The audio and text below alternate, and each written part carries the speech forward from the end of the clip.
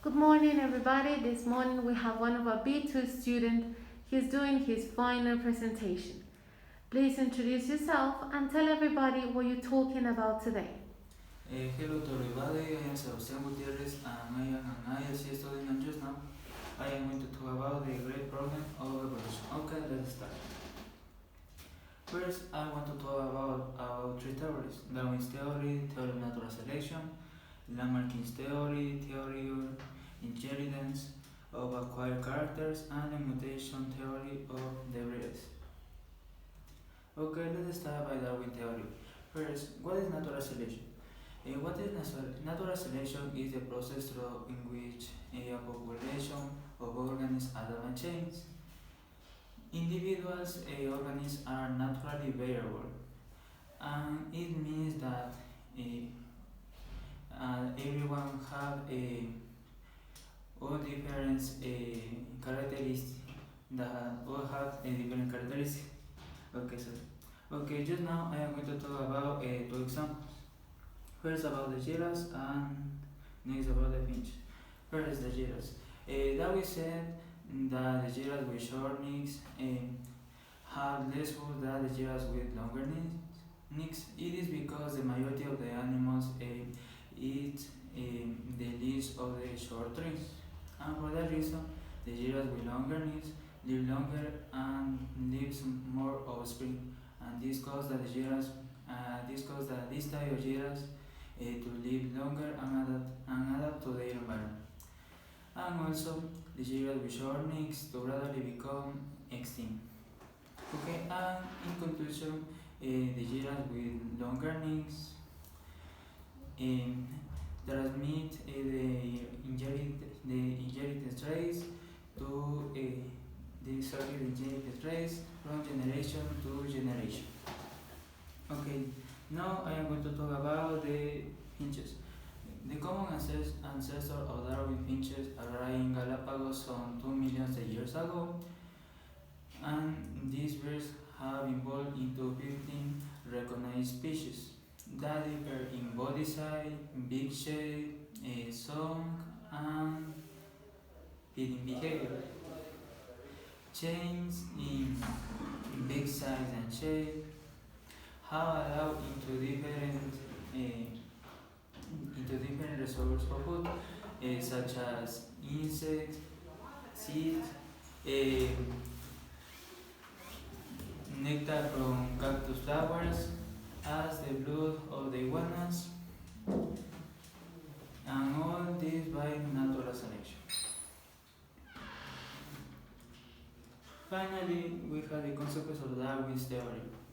Eh, If a change in the environment is sudden and the species doesn't reach this capacity to adapt in this environment, uh, they can reach a state of extinction, and in the worst cases, we need to induce a biological control. Okay. Now about the Lamarck's theory. Okay, what is the Lamarck's theory? It is when if an organism changes during life to adapt to their environment, and they are transmitted to their offspring. And also Lamarck said that this occurs because of what organisms want or need. And we have four fundamental ideas of Lamarck's theory. First, we have the importance of the environment. Okay, change in the environment to start to adapt to the demands of their environment, and those changes are the engine that drive change in the organism. Next, we have the use and the use of organs.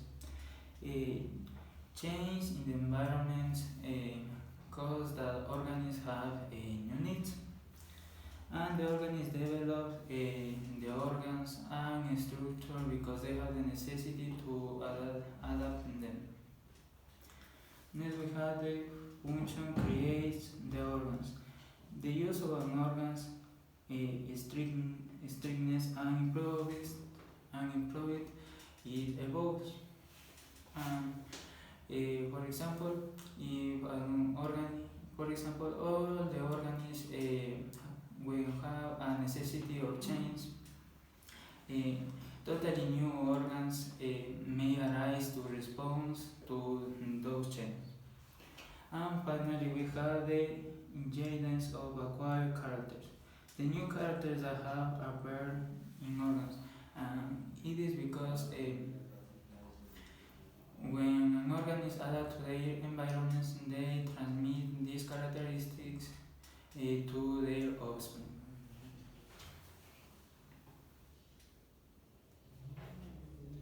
Now I am going to talk about two examples. First we have the giraffes and next the elephant. Okay, in the case of the giraffes, Lamar believes that the giraffes resemble horses. Their necks and their forelimbs because where there was no surface of vegetation and they need the necessity to stretch their necks and the forelimbs. As a consequence, their necks and forelimbs have elongated, and this trait passed to their offspring. Next, we have the elephants. Also, Lamar believes that the elephants tended to have short trunks, but also they have the necessity to stitch their trunks to eat and to get the water. And as a consequence, these traits pass from generation to generation. And the consequence of Lamarck's theory. In this case, we have two. First is that the majority of organisms have a limited margin of possibilities to modify their body with its use. The other problem about this theory is that also the majority of the organisms don't acquire the physical modifiers of a certain organism. And finally, I am going to talk about the mutation theory. Okay, first definition. The definition of mutation is an alters or a change in the genetic information in which therefore create new characters into an organism and these characters can be transmitted to their offspring. And in the case of the natural selection, the mutation theory eliminates the natural selection as the main principal process of the evolution.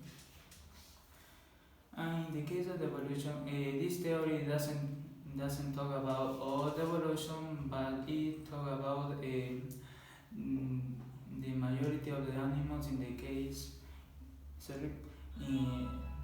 talks about the majority of the animals talks about the majority of the animals in their genetic information, such as in the case of the elephants and also the giraffes.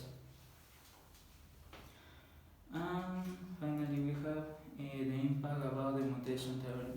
Okay, in the case of the mutation theory, the majority of the animals acquire the illness, and also they